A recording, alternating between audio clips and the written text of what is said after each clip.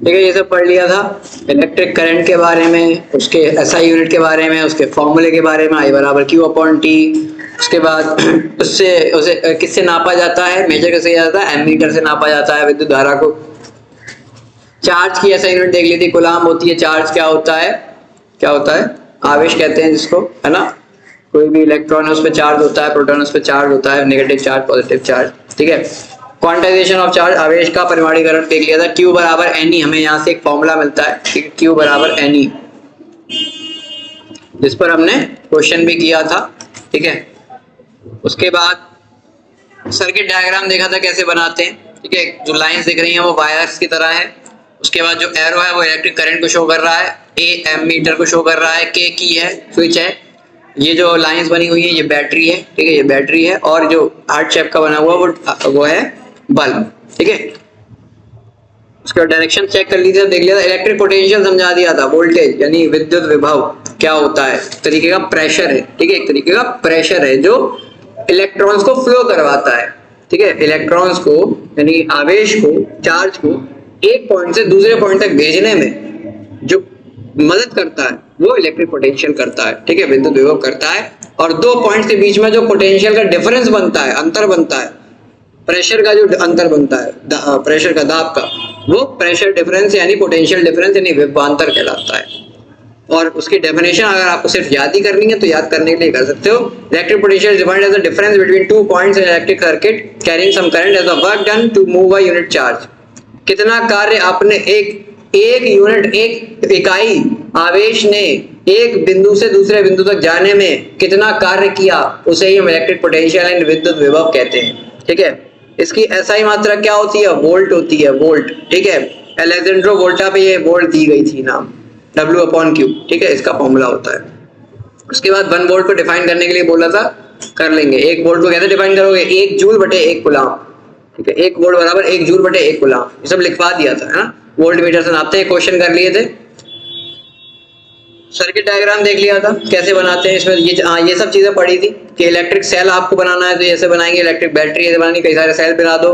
Plug की बनानी है, अगर खुली हुई है प्लग मतलब स्विच ऑफ है तो खाली ब्रैकेट्स बना दो, और की क्लोज्ड है मतलब स्विच ऑन है, इसका मतलब आप डॉट लगा दो बीच में। वायर का जॉइंट मतलब एक वायर में दूसरा वायर मिला हुआ है, मतलब उसी में जॉइंट कर रखा है, तो ये बनाएंगे। और अगर एक वायर उसके दूसरे वायर से ऊपर से निकल रहा है, जॉइंट नहीं कर रहा, मिल नहीं रहा, उसके ऊपर से बस निकल जा रहा है, तो ये बना देंगे। ठीक है, हालांकि इन दोनों का ज्यादातर यूज नहीं होता, बहुत कम यूज होता है। इलेक्ट्रिक बल्ब को ऐसे हार्ट शेप में बना देना है, या ऐसे ही बना सकते हो, ऐसे करके कर सकते हो। ठीक है, फिर हमने बताया था रजिस्टर। आज हम लोग रजिस्टर के बारे में ही जानेंगे, क्या होता है रजिस्टर यानी प्रतिरोध। ठीक है, प्रतिरोध क्या होता है, उसको बनाते ऐसे ही हैं। और वेरिएबल रजिस्टर, ठीक है, वेरिएबल रजिस्टर जो बदल सकता है उसको ऐसे बनाते हैं। एमीटर को दिखाने के लिए गोले के अंदर ए बना दो, प्लस माइनस का साइन बना दो। वोल्ट मीटर के लिए भी बना दो, प्लस माइनस साइन। ठीक है, अब पढ़ते हैं अपना अगला टॉपिक जो आता है वो है ओम्स लॉ। ठीक है, आज स्टार्टिंग अपन ओम्स लॉ से करेंगे। ओम का नियम, ओम का नियम, ओम्स लॉ। ठीक है, ओम्स लॉ सबसे पहले पढ़ते हैं, लिखा है 1827 में। ठीक है, इन 1827 अ जर्मन फिजिसिस्ट, एक जर्मन भौतिक विज्ञानी थे। ठीक है, विज्ञानी थे, जॉर्ज साइमन ओम, उनका नाम था जॉर्ज साइमन ओम। ठीक है, उन्होंने एक रिलेशनशिप यानी एक संबंध सत्यापित किया, रिलेशनशिप ढूंढा between current and potential difference, इसके बीच में विद्युत धारा और विद्युत विभव के बीच में। ठीक है, करंट और पोटेंशियल डिफरेंस यानी आई और वी के बीच में, दोनों के बीच में एक रिलेशन बताया। क्या बताया, रिलेशन बताया। और रिलेशन में क्या बताया, द पोटेंशियल डिफरेंस V, जो विद्युत विभव है V, across the ends of a given metallic wire, जो एक हमारे पास मान लो एक मेटेलिक वायर है। ठीक है, एक वायर है, ठीक है, एक तार है, तार के एंड्स के बीच में जो पोटेंशियल डिफरेंस है V, तार का एक कोना, तार का दूसरा कोना, दोनों कोनों के बीच में कुछ पोटेंशियल डिफरेंस वोल्टेज V होगा जो करंट को बहाएगा, है ना, वोल्टेज ही बहाता है करंट को। इज डायरेक्टली प्रोपोर्शनल, वो डायरेक्टली प्रोपोर्शनल होता है, मतलब समानुपाती होता है किसके, the current flowing through it, जो उसमें करंट बह रहा होगा। जितना करंट बह रहा होगा उतना ही क्या होगा, वोल्टेज। मतलब voltage is directly proportional to current. विद्युत विभव समानुपाती है किसके? विद्युत धारा के। जितना वोल्टेज उतना करंट। सीधी सी बात है, जितना प्रेशर लगाएगा, मोटर वाली जो एग्जांपल है मोटर वाले लो, मोटर जितना प्रेशर पानी पे लगाएगा उतना ज्यादा तेज पानी बहेगा, उतना ज्यादा तेज पानी बहेगा, ज्यादा पानी बहेगा, है ना। जितना कम धीमे धीमे, कुछ मोटर होते हैं बहुत अच्छे, जैसे समर और मोटर ले लो, मोटर से पानी बहुत धीमे धीमे निकलता है क्योंकि प्रेशर कम है, मतलब वोल्टेज कम तो करंट कम। समर में प्रेशर ज्यादा, वोल्टेज ज्यादा, मतलब पानी बड़ा निकलता है एकदम बहुत तेज, है ना, तो करंट ज्यादा। तो वोल्टेज बढ़ेगा तो करंट बढ़ेगा, वोल्टेज कम होगा तो करंट कम हो जाएगा। इसीलिए V इज डायरेक्टली, तो इसी से क्या बना दिया, V is directly proportional to I। हमने हमेशा बताया फिजिक्स में प्रोपोर्शनलिटी को, समानुपाती को हटाने के लिए एक कांस्टेंट, एक नियतांक लगाना पड़ता है ना। प्रोपोर्शनलिटी हटाते हैं, कांस्टेंट लगाते हैं। तो V बराबर, यहाँ पर जब उन्होंने एक्सपेरिमेंट किया और एक ऐसा कांस्टेंट, एक ऐसा चीज थी कोई जो बार बार करंट को रोक रही थी, करंट में बाधा उत्पन्न कर रही थी, वो था R, रेजिस्टेंस, प्रतिरोध। तो उन्होंने क्या कह दिया कि वही कांस्टेंट है जो इन दोनों के बीच में आता है R, और यहाँ पर लगा दिया I।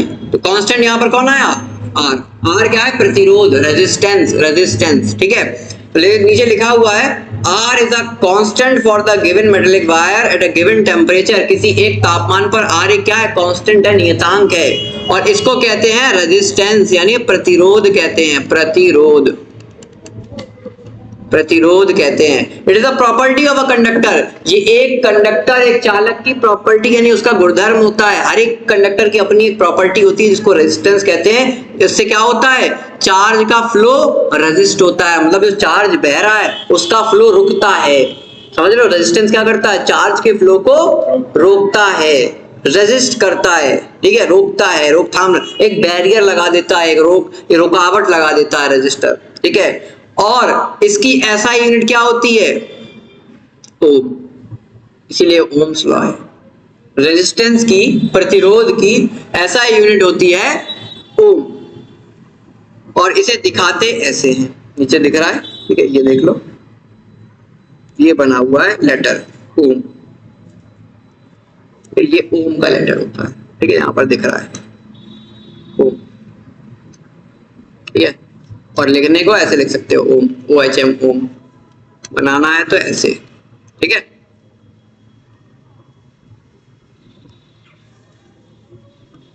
ठीक, R इज अ कांस्टेंट, तो R एक नियतांक हो गया। तो यहां से हमें एक फॉर्मूला मिल गया, V बराबर IR, ये एक फॉर्मूला मिल गया, V बराबर IR। इसी को बदल बदल के तुम हर एक का अपना फॉर्मूला बना सकते हो। R बराबर क्या होगा? V अपॉन I हो जाएगा। I इक्वल टू क्या हो जाएगा? V upon R। I equal to V upon R, R नीचे जाएगा ना। तो ये देखो तीनों के अपने अपने फॉर्मूले बन के आ गए ओम्स लॉ से। ये तीनों तुम जो भी निकालना हो तुम वो बना लो, ठीक है। R निकालना, R equal to V upon I कर लो, I निकालना V अपॉन R कर लो, V निकालना IR कर लो, ठीक है, ये हो गया। R की SI यूनिट, R की SI यूनिट ओम, ठीक है। दर्शाएंगे किससे? दिखाएंगे किससे? ये ऐसे, ऐसे बना देना है, ठीक है, ये ओम हो गया, लिखा है। अब देखो फिर से वही, अगर ऐसे आया, एक क्वेश्चन आ गया, डिफाइन 1 ओम, 1 ओम को परिभाषित कीजिए। डिफाइंड 1 ओम, 1 ओम को परिभाषित कीजिए। क्वेश्चन आ गया, तो ये लिखो भाई, 1 ओम बराबर क्या होगा? 1 वोल्ट बटे 1 एम्पियर, है ना। R equal to V upon I होता है, ये होता है। तो R मतलब 1 ओम, तो बराबर 1 वोल्ट बटे 1 एम्पियर। तो ये लिखा है, if the potential difference across two ends of a conductor is 1 volt, दो कंडक्टर के दोनों बिंदुओं के बीच में अगर पोटेंशियल डिफरेंस, विद्युत विभव 1 वोल्ट का है और उसमें से करंट 1 एम्पियर का बह रहा है, तो उसमें रेजिस्टेंस कितना होगा? 1 ओम होगा। यही इसका मतलब है। यदि किसी चालक के दोनों सिरों के बीच विभवांतर 1 वोल्ट है और इससे गुजरने वाली धारा 1 एम्पियर है, तो चालक का प्रतिरोध R 1 ओम होगा। दैट्स इट, ये होगी इसकी डेफिनेशन, ठीक है। I equal to V upon R, ये तो फॉर्मूला बता ही दिया, I equal to V upon R। R equal to V upon I। तो यहां से क्या पता चलता है, ये जो फॉर्मूला लिखा है I equal to V upon R, इससे पता चल रहा है the current through a resistor, जो रजिस्टर है उसमें जो करंट है ना I, वो इनवर्सली प्रोपोर्शनल होता है, यानी व्युत क्रमानुपाती होता है, व्युत क्रमानुपाती होता है उसके रेजिस्टेंस पे। इनवर्सली प्रोपोर्शनल का मतलब, हाँ तो मतलब क्या, रेजिस्टेंस ज्यादा हो जाएगा, प्रतिरोध ज्यादा हो जाएगा तो I कम हो जाएगा, और रेजिस्टेंस कम होगा तो I ज्यादा। क्यों? क्योंकि रेजिस्टेंस क्या करता है, I को रोकता है। तो रेजिस्टेंस जब ज्यादा हो जाएगा तो I ज्यादा रुकेगा ना, रेजिस्टेंस कम होगा तो I कम रुकेगा, मतलब बहता चला जाएगा, है ना। तो इसीलिए रेजिस्टेंस जो है वो इनवर्सली, या I जो है वो इनवर्सली प्रोपोर्शनल है R के, व्युत क्रमानुपाती है R के, R ज्यादा होगा I कम होगा, ठीक है। देखो लिखा है यदि प्रतिरोध दुगना हो जाता है, अगर रेजिस्टेंस डबल हो जाता है तो करंट गेट्स हाफ, आधे हो जाता है, तो विद्युत धारा आधी हो जाएगी। दुगना आधी, 4 गुना 1/4, बिल्कुल उल्टा। अगर रेजिस्टेंस 4 गुना हो गया तो करंट 1/4 हो जाएगा, रेजिस्टेंस दुगना हो गया तो करंट 1/2 हो जाएगा, समझ रहे हो, ऐसे। और देखो एक इलेक्ट्रिक सर्किट में, एक विद्युत परिपथ में एक रियोस्टेट, रियोस्टेट यानी वही वेरिएबल रेजिस्टेंस जिसको ऐसे बनाते हैं, अभी दिखाया था, ऐसे करके बना था, जो रियोस्टेट वेरिएबल रेजिस्टेंस उसे बदल सकता है। रियोस्टेट जो होता है वो यूज करते हैं रेजिस्टेंस को सर्किट में बदलने के लिए, बार बार बदलने के लिए। एक सर्किट में रेजिस्टेंस बार बार बदलना है तो बदल सिर्फ रियोस्टेट में सकता है। अगर तुम ये लगा दोगे तो ये बदलता नहीं है, इसकी वैल्यू कांस्टेंट रहती है। अगर 20 तो 20, 10 तो 10, 15 तो 15, 5 तो 5, 1 तो 1, ये बदल सकता है, अपने मन मर्जी बदल लो, ठीक है। तो इसलिए इसको कहते हैं रियोस्टेट, वेरिएबल रेजिस्टेंस को कहते हैं रियोस्टेट, ठीक है। ये बात समझ में आई? कोई डाउट इसमें? कोई दिक्कत समझ में ना आ रहा हो कोई चीज?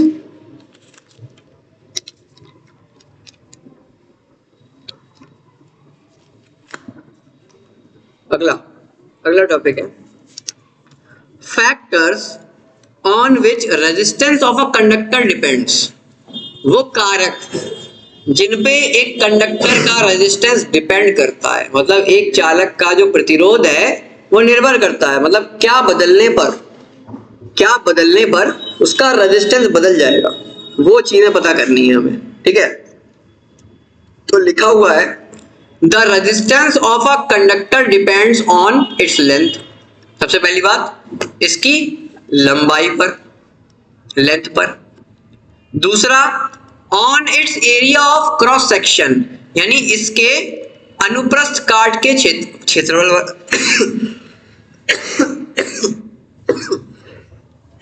Sorry, area of cross section पे ये क्या होता है अब समझाएंगे। और तीसरा on the nature of its material, उसके मटेरियल, उसकी पदार्थ की प्रकृति पर, कि मटेरियल है कौन सा। मतलब जैसे बेसिकली ले लिया, ये तार ले लिया, ठीक है। अब ये तार है तो इसके अंदर जो इसका रेजिस्टेंस होगा, प्रतिरोध होगा, वो डिपेंड करेगा इसकी लंबाई पे, तार की लंबाई कितनी है। दूसरा इसके area of cross section. Area of cross section कैसे देखते हो? एरिया हमने बोला, क्षेत्रफल बोला, तो अगर डायरेक्टली देखो तो एरिया क्या होगा, ये इसका पूरा एरिया। लेकिन ये तो सिलेंडर है, हमें ये वाला एरिया नहीं लेना होता, हमें लेना होता है इसका क्रॉस सेक्शन का एरिया। क्रॉस सेक्शन कैसे करोगे? जैसे मान लो ये तार है ना, ये तार है, इसका जो आगे का एरिया है ये इतना, ये क्या है, एक ये है क्या, दिख क्या रहा है, ये स्फीयर तो पूरा गोल होता है, ये तो एक सर्कल है। अगर तुम इस तार को आगे से एक पतला सा एक टुकड़ा ऐसे काटो, क्या आएगा, पतला सा सर्कल आ जाएगा, है ना। तो वही हमें एरिया ऑफ क्रॉस सेक्शन लेना होता है, जिसका एरिया तुम क्या लिखोगे, फॉर्मूला बना के क्या लिखोगे, एरिया ऑफ सर्कल πr², ठीक है। तो ये एरिया लेते हैं हम, ठीक है। अनुप्रस्थ काट मतलब सामने से, अगर इस तार को ऐसे सामने से देखो, ऐसे काट दो और सामने से देखो, क्या दिखेगा, सर्कल दिखेगा, है ना। ऊपर से देख रहे हो, ये लॉन्गिट्यूडनल सेक्शन है, ये लॉन्गिट्यूडनल सेक्शन है, ये क्रॉस सेक्शन है। ऐसे करके सामने से देखो तो एक सर्कल दिखेगा, है ना। तो वही एरिया ऑफ क्रॉस सेक्शन। तीसरा नेचर, नेचर को, उसकी प्रकृति क्या है, मतलब कॉपर का है, किसका है, सिल्वर का है, किस मटेरियल का बना हुआ है, उसका मतलब है उसका नेचर, उस पर डिपेंड करेगा कितनी रेजिस्टिविटी होगी, कितना रेजिस्टेंस होगा। जैसे कॉपर के तार का रेजिस्टेंस कम होता है, ज्यादा कम होता है, इसीलिए कॉपर का तार अच्छा माना जाता है, क्योंकि वो करंट को ज्यादा बहाएगा ना, करंट ज्यादा बहाने वाला उसका रेजिस्टेंस क्या होगा, कम, ज्यादा करंट बह रहा है मतलब रेजिस्टेंस कम। और वहीं हम ले लें लोहे का तार या कोई और ऐसे मटेरियल उठा लो, अभी आगे देखेंगे, आगे बहुत सारे मटेरियल्स बने हुए हैं जिनको देखेंगे, ठीक है, अभी आगे देखते हैं, देखना। तो अब बात आती है कि रेजिस्टेंस डिपेंड करता है डायरेक्टली लंबाई पे, R is directly proportional to L, लंबाई बढ़ने पर रेजिस्टेंस क्या हो जाएगा, बढ़ जाएगा, ठीक है। रेजिस्टेंस इनवर्सली प्रोपोर्शनल होता है एरिया के, एरिया बढ़ेगा रेजिस्टेंस कम, एरिया कम रेजिस्टेंस ज्यादा, दोनों को मिला के लिख दो तो मिला के क्या हो जाएगा, R is directly proportional to L by A, directly proportional to L, directly proportional to 1 by A, L by A, ठीक है। वही काम, प्रोपोर्शनलिटी को हटाना है तो एक कांस्टेंट लगाना पड़ेगा, एक नियतांक लगाना पड़ेगा, तो यहां पर R बराबर इसी की एक प्रॉपर्टी आ जाती है रो, इसको कहते हैं रेजिस्टिविटी, यानी प्रतिरोधकता, प्रतिरोध की प्रतिरोधकता, कि हर एक तार की अपनी एक प्रतिरोधकता होती है, जो नेचर है ना इसका, कि कितना ये रेजिस्ट करेगा, उसको कहते हैं रेजिस्टिविटी, कि ये कितना रेजिस्ट कर देगा, रेजिस्टिविटी रो, ठीक है। ये जो सिंबल बना हुआ ना इसे कहते हैं रो, रो कहते हैं इसको, ठीक है, पी नहीं है, ये रो है, और ये रो हो गया L बाई A, तो यहां से आपका एक R का फॉर्मूला बन गया, R equal to rho L by A, ये फॉर्मूला बन गया, ठीक है। यहां पर लिखा हुआ है रो क्या है, कांस्टेंट है, इसको कहते हैं इलेक्ट्रिकल रेजिस्टिविटी, विद्युत प्रतिरोधकता का कहा जाता है, हिंदी में भी लिखा जा, रो अनुपातिकता का नियतांक है, इसे चालक के पदार्थ की विद्युत प्रतिरोधकता कहा जाता है, और इसका ऐसा यूनिट होता है ओम मीटर, ओम मीटर, रेजिस्टेंस की यूनिट ओम, रेजिस्टिविटी की यूनिट ओम मीटर, कि आपके कितने लंबे तार पे कितना रेजिस्टेंस है, उसी को कहते हैं रेजिस्टिविटी, ओम मीटर, लंबाई पे लगा हुआ रेजिस्टेंस, ओम मीटर यानी रेजिस्टिविटी रो, ठीक है। तो हर एक नेचर के मटेरियल की, हर एक मटेरियल की यानी हर एक नेचर के तार की अलग अलग, जो अलग अलग नेचरों का तार है ना, अलग अलग प्रकृतियों का तार है, वायर है, उन सब की अपनी अपनी रेजिस्टिविटी अलग अलग होती है, कॉपर की अलग होगी, स्टील की अलग होगी, लोहे की अलग होगी, ठीक है। अब वो अभी आगे देखेंगे, ठीक है, देख लिया, ये देखो इलेक्ट्रिक रेजिस्टिविटी ऑफ सब्सटेंसेस, हाँ टेम्परेचर बिल्कुल सेम रहना चाहिए 20 डिग्री सेल्सियस है, सब पे देख लो। देखो पहला लिखा सिल्वर, सिल्वर की रेजिस्टिविटी 1.6 गुणा 10 की पावर -8 होती है, फिर है कॉपर, फिर है एल्यूमिनियम, टंगस्टन, निकल, आयरन, क्रोमियम, मरकरी, मैंगनीज, फिर ये आ गए अलॉय, अलॉय आ गए, अलॉय, ठीक है, कॉन्स्टेंटन, ये कॉपर और निकल का अलॉय होता है, मैंगनीन, कॉपर, मैंगनीज और निकल का अलॉय होता है, नाइक्रोम, नाइक्रोम और निकल, क्रोमियम, मैंगनीज और आयरन का अलॉय है। उसके बाद इंसुलेटर आ गए, देखो glass, hard rubber, ebonite, diamond, paper dry. बताओ इनमें से रेजिस्टिविटी सबसे ज्यादा किसकी है, बताओ बताओ, सबसे ज्यादा रेजिस्टिविटी किसकी होगी, पेपर की। देखो ना 10 की पावर 12, तो एक के आगे 12 जीरो, ये ज्यादा है, या 1.6 गुणा 10 की पावर -8 ये ज्यादा है, कौन बड़ा है, 1.6 इंटू 10 पावर -8 बड़ा या 10 की पावर 12 बड़ा, चलो बताओ,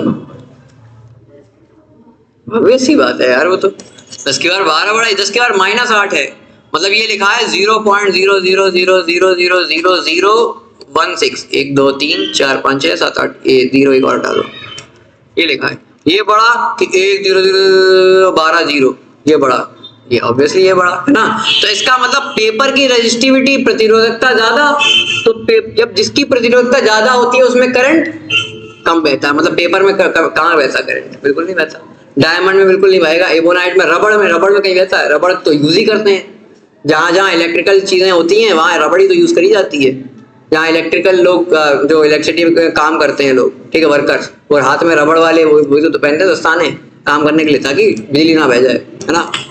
ग्लास में नहीं बहती बिजली, इंसुलेटर है ये, है ना।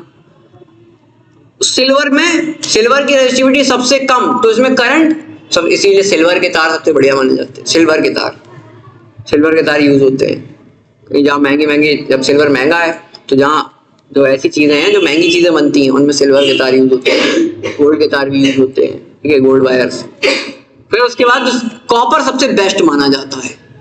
सिल्वर बहुत अच्छा है पर कॉपर सबसे बेस्ट माना जाता है, क्यों? जबकि सिल्वर से कम है कॉपर की रेजिस्टिविटी सिल्वर से ज्यादा है, सस्ता है, हर जगह यूज कर सकते हो। सिल्वर महंगा है, अच्छा तो बहुत है पर महंगा है, कौन हर कोई थोड़ी यूज कर लेगा। आज तुम्हें पता लगा यहाँ काली पंखे का दराज तार लगाना था, सिल्वर का तार लेके आ रहे हैं भैया, बहुत महंगा पड़ेगा, कॉपर लगा लो। कोई ज्यादा अंतर थोड़ी है, देख लो कोई ज्यादा अंतर है। ये 1.60 into 10⁻⁸, ये 1.62 into 10⁻, सेम ही है लगभग, वैल्यू सेम, और देखो उसमें कितना अंतर है पैसों में। तो इसीलिए कॉपर का तार सबसे बेस्ट माना जाता है। उसके बाद एल्यूमिनियम का तार आता है, फिर टंगस्टन का, निकल का आता है, आयरन का, सबसे कम मैग्नीज का, ठीक है, ये सब इनमें कंडक्टर्स में, ठीक है। तो रेजिस्टिविटी का मतलब समझ में आया कि भैया ये एक प्रॉपर्टी है हर एक मटेरियल की खुद की, कि वो कितना करंट को बहाएगा, जिसकी सिल्वर और कॉपर की सबसे कम होती है और पेपर की सबसे ज्यादा होती है। इसका मतलब सिल्वर और कॉपर सबसे ज्यादा करंट बहाएंगे और पेपर सबसे कम करंट मतलब बहाएगा ही नहीं, 0, ठीक है। बस यहां पर ये हो गया। अब सीधे देख लेते हैं अपन क्वेश्चन है हाउ मच करंट, कितना विद्युत धारा विल एन इलेक्ट्रिक बल्ब, एक बल्ब ड्रॉ करेगा फ्रॉम अ 220 वोल्ट सोर्स। एक सोर्स है, एक स्रोत है 220 वोल्ट का। क्या दे दिया ये क्या दिया है? V वोल्टेज, वोल्ट है ना। बल्ब का रेजिस्टेंस 1200 ओम है, प्रतिरोध है 1200 ओम, ठीक है। तो बताओ उस कॉइल में से कितना करंट जाएगा? B है? ये B है। हाँ तो ये पूछा तो है हाउ मच करंट, कितना करंट, बल्ब में से कितना करंट जाएगा, ये A है और ये B है, ठीक है, 2 है क्वेश्चन। तो कितना I जाएगा निकाल दो, जरा फटाक से निकाल दो, फॉर्मूला तो पता है।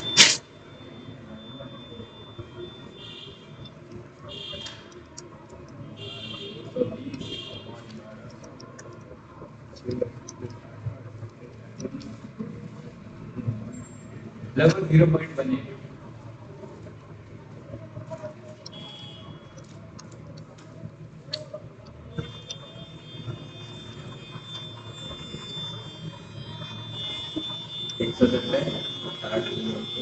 छः कम 6, 5 50, 6 8 48,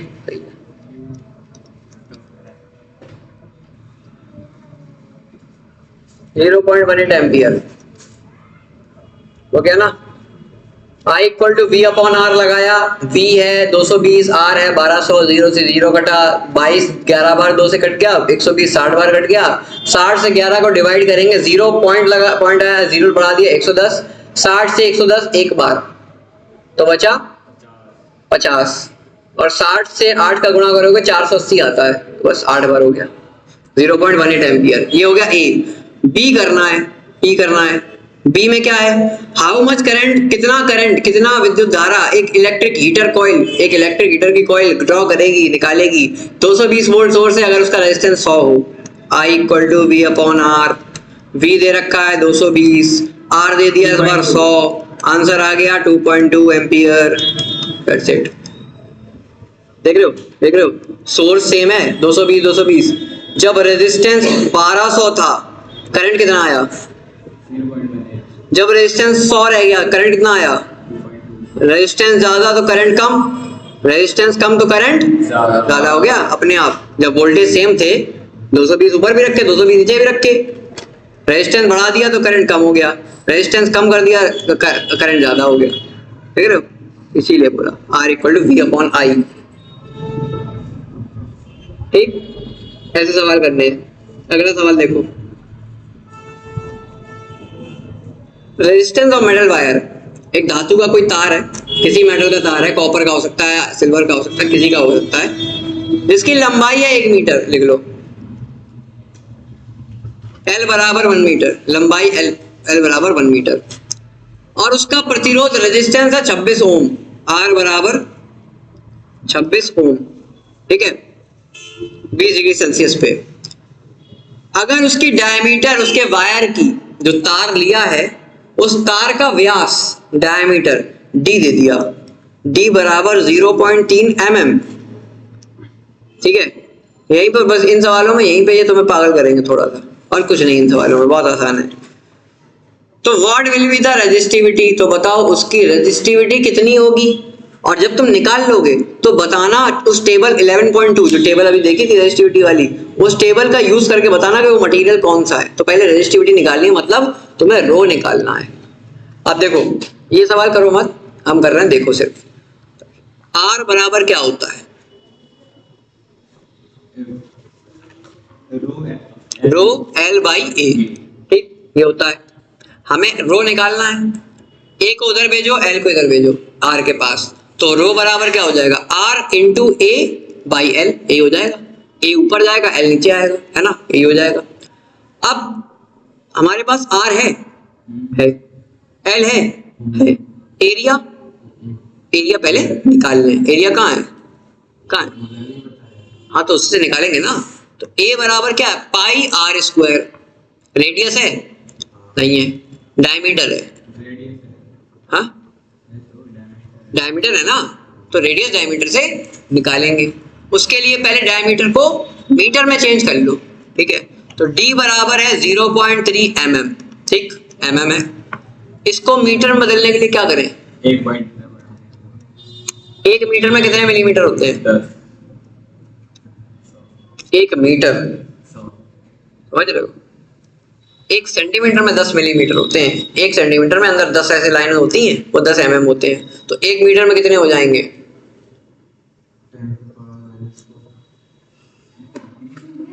या हमें आ रहा है कि उसमें चलते हैं। अरे भैया 1 सेंटीमीटर में 10 mm, ठीक ठीक, तो 1 मीटर में कितने सेंटीमीटर, 100 सेंटीमीटर, 100 सेंटीमीटर में कितने mm होंगे, गुणा 10 यानी 1000 mm, मतलब 1 मीटर में 1000 मिलीमीटर, समझे। तो 0.3 mm को मीटर बदलने के लिए क्या करोगे, 1000 का गुणा करेंगे, छोटे से बड़े बदल रहे हो, डिवाइड करेंगे, छोटे से बड़े में जाने के लिए डिवाइड करते हैं, तो कर दो डिवाइड, बराबर 0.3 बटे 1000, तो कितना हो गया 0.0003, यही हो गया, यही होगा, ये कितना, यही है, यही हो गया, सही हो गया। 1 पॉइंट पहले से ही लगा था, तो पागल, 1 पॉइंट पहले से लगा था, तो मैं पॉइंट करके 3 0 लगाने हैं, हाँ, और ठीक है, 1 पॉइंट ऊपर पहले से है, तो वही तो आगे बढ़ाओगे तो, हाँ, तो 4 पॉइंट के बाद लगेगा, 4 के बाद लगेगा, सही है, कंफ्यूज मत हो।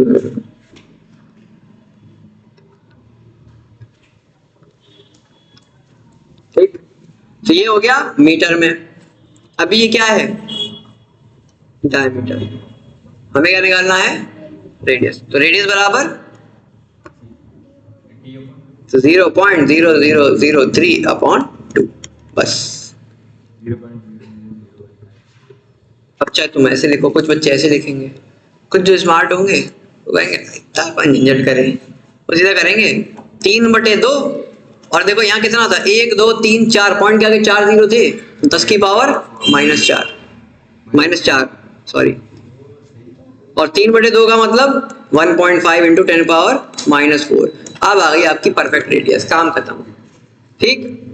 अब आगे बढ़ते हैं, अब सीधा फॉर्मूला लगाओ, काम खत्म करो। देखो इसको छोड़ो, अभी रो बराबर RA बाई L, ये था। रेजिस्टेंस कितना दिया हुआ है, 26, A कितना है पाई R स्क्वायर बटे L कितना है 1, 26 गुणा पाई की वैल्यू कितनी, जो चाहे थोड़ा कर लो, आर स्क्वायर, आर कितना है 1.5 इंटू 10 पावर स्क्वायर, कर लो स्क्वायर, 26 गुणा 22/7 गुणा 1.5 का स्क्वायर, 1.5 का स्क्वायर 10 की पावर -4 का स्क्वायर, 10 की पावर -4 का स्क्वायर, 4 दूनी 8 मल्टीप्लाई हो जाता है, तो 10 की पावर -8। ठीक, काट लो, जितना कटे उतना काट लो, क्या क्या कट जाएगा, निकालो भाई, कुछ तो निकालो, अब तो निकाल लो, हमसे ही करवाओ सब।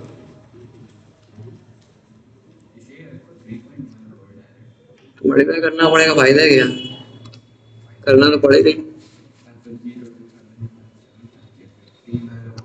7 3 21, 7 3 21, 7 3 21 और 5 26, पॉइंट लगाया 50। कितना 1.84 इंटू 10 पावर -6 मीटर, ओम मीटर, कुलहम मीटर नहीं, ओम मीटर। आ गया, कितने होशियार बच्चे हैं, सब निकाल देते हैं।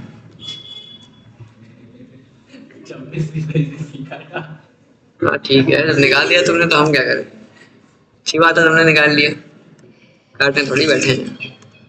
ठीक है, तो ये क्वेश्चन था R equal to rho L by A वाला, तो इसमें बस वो फंसाएगा तुम्हें, अगर तो यही फंसाएगा बस, एरिया पे डायमीटर दे देगा और मिलीमीटर दे देगा और फंसाने के लिए, बस ये इनका ध्यान रखना, कन्वर्जन का ध्यान रखना बहुत, बाकी तो तुम्हें लिख के काट ही लो तुरंत ही। ठीक है,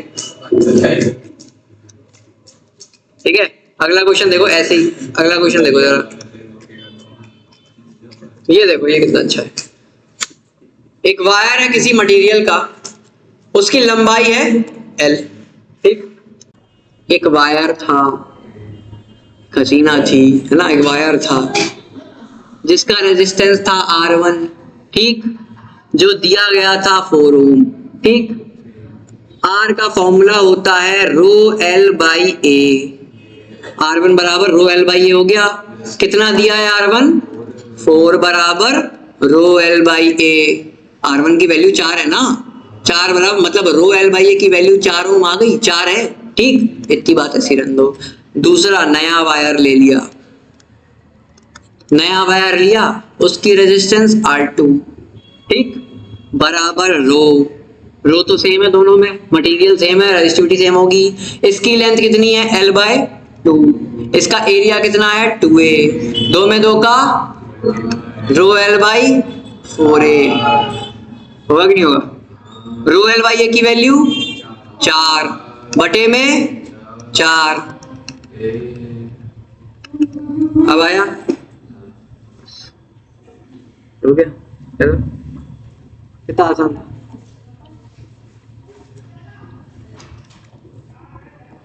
हो गए क्वेश्चन आपके एनसीईआरटी के, एनसीईआरटी में इतने क्वेश्चन थे।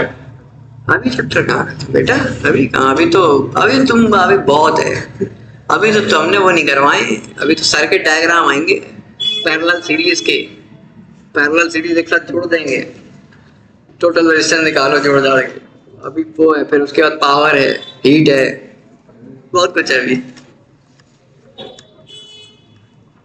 लेकिन फिर भी छोटा है बहुत, इतना ज्यादा नहीं है, इतना नहीं कहा जाएगा भाई।